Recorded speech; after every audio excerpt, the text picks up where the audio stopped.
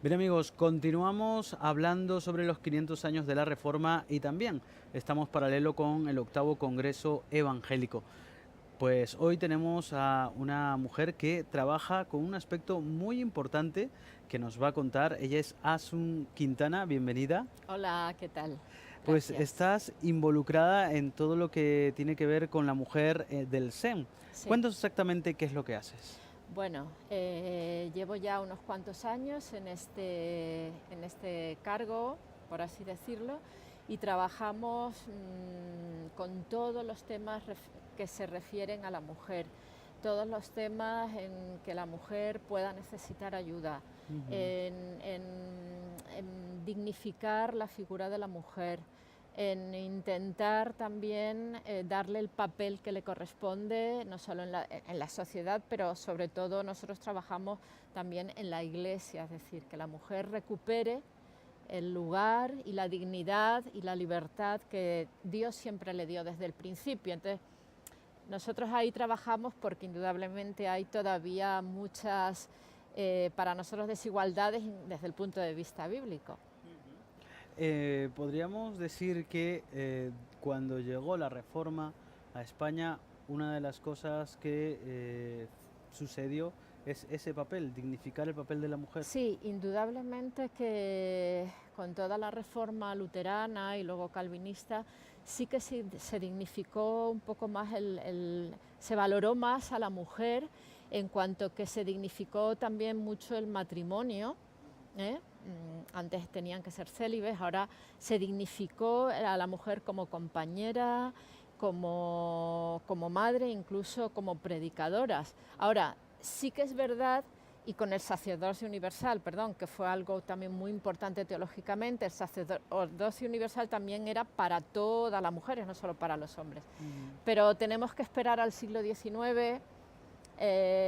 Ahí, digamos, en la segunda reforma es cuando realmente surgen los movimientos en pro de los derechos de la mujer. Y Ujú. surgen desde iglesias, movimientos evangélicos protestantes en Estados Unidos. Desde ahí surgen los primeros movimientos en pro del sufragio, del voto de la Ujú. mujer. Y al igual que se luchaba para los derechos de los esclavos y abolicionistas, también se luchó por los derechos de la mujer desde iglesias evangélicas. Ujú. ¿Mm? ¿Cuánto hemos avanzado de estos años de la reforma hasta hoy? Sí, bueno, como pueblo evangélico, a ver, hay unas raíces en todo este tema, unas raíces de lo que se llama el machismo, ¿no? Ujú. Y es que tenemos que decirlo así, y el machismo es toda una ideología, es una cultura que impregna, podríamos decir, el mundo entero.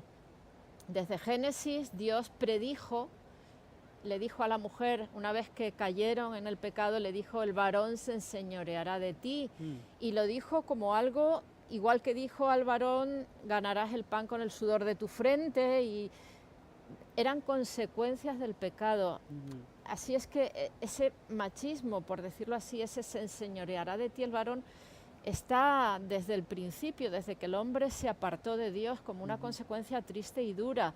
Entonces, se ha avanzado porque hay todos unos movimientos en pro de los derechos humanos, se ha avanzado en esos derechos también en pro de la mujer. Pero indudablemente dentro de las iglesias esa cultura, como cualquier otra cultura, se infiltra, está ahí, y yo creo que todavía tenemos que desde los púlpitos eh,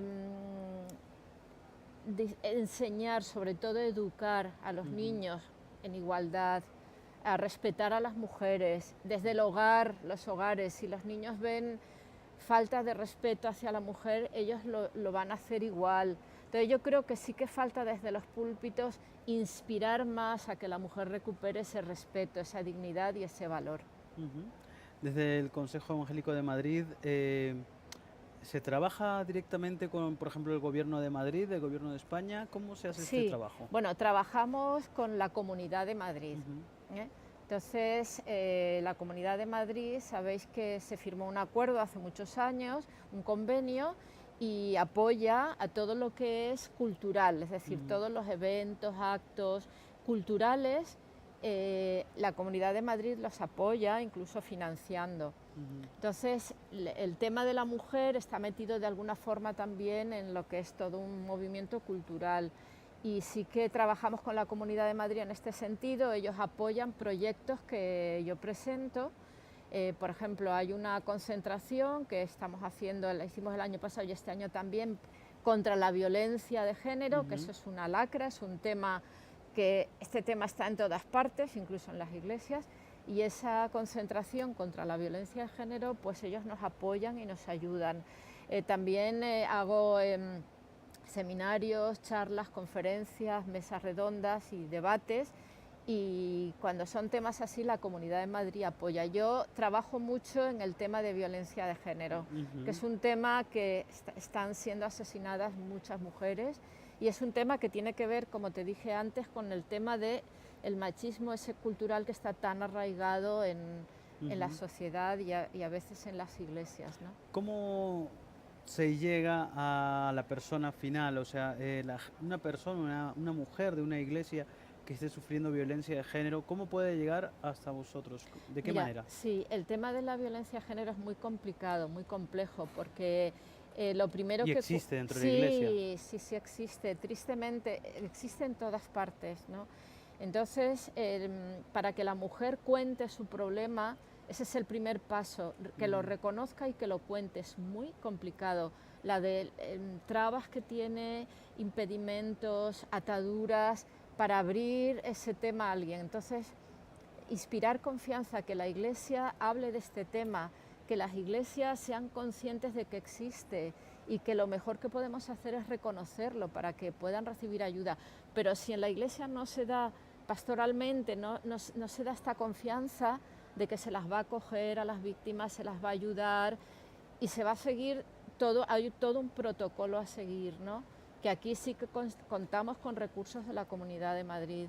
Hay asociaciones también evangélicas que están ayudando. Por ejemplo, yo pertenezco a la asociación Recreando, soy presidenta de esta asociación, acompañamos a las víctimas al juzgado a denunciar a la policía, porque al médico para que dé un parte de lesiones, y todo esto es importantísimo, y luego ayudarles, porque claro, denunciar sí, pero es que luego es ayudarles a salir de esa casa, tienen hijos, la manutención, se quedan... Porque la mayoría de mujeres no sale de este tema porque no tiene a dónde ir, una parte, y se sienten desprotegidas. Sola, exacto, y es que es así, es decir, hay casas de acogida, que la Comunidad de Madrid tiene varias casas, sí que es verdad que ahí está funcionando un poquito mejor.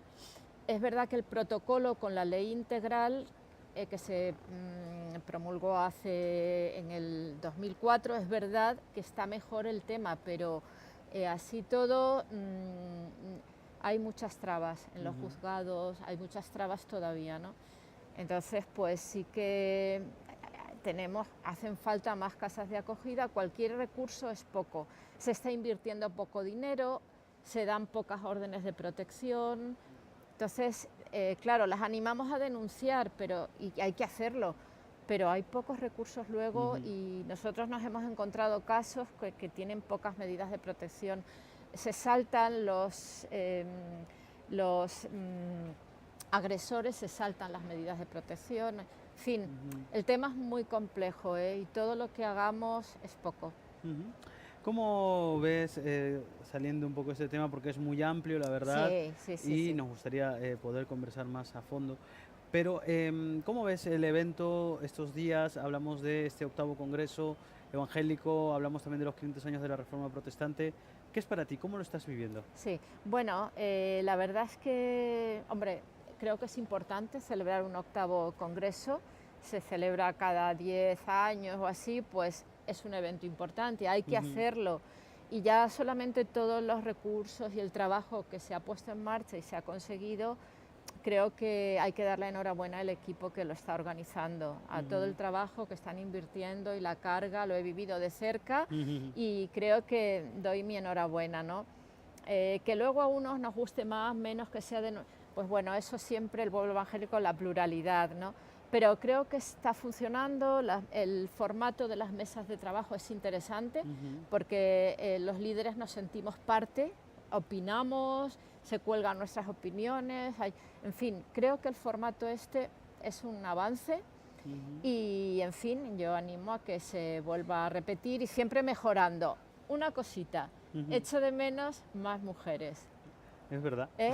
Participación no en las mesas que hay mujeres, sino, por ejemplo, en las devocionales, hacer una oración simplemente, concluir una ponencia, por supuesto. Ojalá llegue el día que podamos ver a una mujer leyendo una ponencia, por ejemplo. Entonces, estas cosas dicen mucho de que gracias por las que han estado, pero falta ver presencia de mujeres en sitios influyentes, importantes. Pues muchísimas gracias, Asun, por estar nada. con nosotros el día de hoy y esperemos que podamos verte más por nuestra televisión, de verdad. ¿Vale? Nos encantaría. Vale, venga. Bien, pues nosotros vamos a despedir este espacio, pero continuamos hablando sobre la reforma.